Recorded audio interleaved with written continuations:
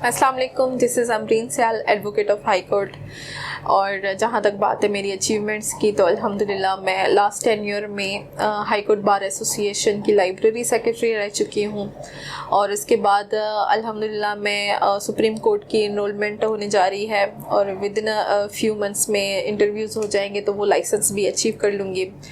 और मेरी फ़ील्ड में अल्हम्दुलिल्लाह मुझे तकरीबन 10 से 12 साल हो चुके हैं। बहुत अच्छे केसेस प्रोसीड कर चुकी हूँ जो कि रिपोर्टेड भी हैं, और आगे फर्दर इंशाल्लाह इसी जर्नी को कंटिन्यू करते हुए मैं अपने एक एम होता है, एक गोल होता है जो हर किसी का होता है, तो उसकी तरफ कदम रवा दवा है।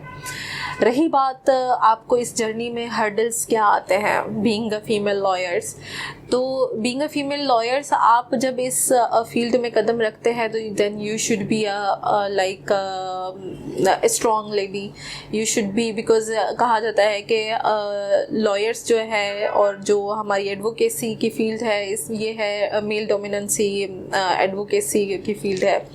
तो ये आई थिंक एक मिथ रह चुका है, मुझे नहीं लगता कि मेल डोमिनेंस फील्ड है। यहाँ पे अल्हम्दुलिल्लाह हमारी जो जूनियर्स हैं, हमारी सीनियर्स हैं, हमारे कुलीग्स हैं, फीमेल्स जो भी हैं, वो बहुत अच्छा काम कर रही हैं, मेहनत कर रही हैं, आगे बढ़ रही हैं। इसी तरीके से अगर हम एग्जांपल्स लिए जाएं कि रिसेंटली 2023 का एग्जांपल्स हैं जिन्होंने एक टैबू था वो ब्रेक किया था, मैडम सबाहत ने हाई कोर्ट लाहौर में जनरल सेक्रेटरी की सीट को विन करके।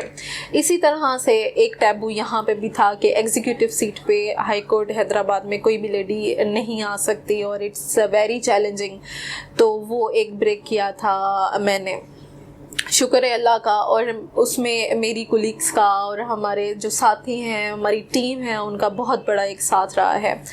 इसी तरह से चलते हुए कि जब आप इस फील्ड में कदम रखती हैं तो ये एक बहुत इम्पॉर्टेंट होता है कि आपको आपकी टीम अच्छी मिलनी चाहिए जो कि आपको बार पॉलिटिक्स में एक बहुत बड़ा सपोर्ट देती है। इसी तरीके से अगर फील्ड में आते हैं तो सबसे पहले main important tool is your confident, your will. तो जहाँ तक आपकी विल एंड विश होती है, आपका कॉन्फिडेंट होता है, वो आपको बूस्ट करता है। ऐसे ही यहाँ पे चैलेंजेस भी बहुत हैं, चैलेंजेस इन दैट सेंस कि आपको डीमोटिवेट किया जाता है, आपको इनकरेज नहीं किया जाता। देयर इज़ मैं कंसिडर करूँगी इंटीरियर को लाइक रिमोट एरियाज़ के जहाँ पे फीमेल्स के लिए अपनी जगह बनाना इट्स वेरी डिफ़िकल्ट। तो वहाँ पे जगह बनाने के लिए आपके अंदर आपका एक गट्स होता है, एक कॉन्फिडेंट होता है, वो लेकर चलता है। बहुत सारे ऐसे स्टेप्स आएंगे जहाँ पे आप डीमोटिवेट भी होंगी और डिस्करेज भी होंगी, देन उसको आपको अपने आप को बूस्ट करना बहुत ज़्यादा लाजम होता है। इसी तरीके से हम आगे बढ़ते रहे और ये हमारी जर्नी जो है वो कंटिन्यू होती रही। बहुत सारे ऐसे चैलेंजेस थे जिसमें डराया भी गया, कुछ ब्रीफ्स ऐसे थे जो कि डार्क केसेस थे जिसको प्रोसीड करने के लिए आपको बहुत सारे ऐसे चंद लोग होते हैं जो आपको कॉन्फिडेंट आपका डेवलप भी करते हैं, लेकिन बहुत सारे ऐसे होते हैं जो आपको डिमोटिवेट भी करते हैं। लेकिन फिर भी सोचा यही जाता है कि क्या होगा, कम से कम हमारी इंसल्ट ही होगी, जजेस हमें क्या करेंगे, इंसल्ट करेंगे, नेवर माइंड, लेकिन ये लेना है, अगर आए हैं तो काम करना पड़ेगा। इसीलिए आपको काम करने के लिए आगे बढ़ना चाहता है।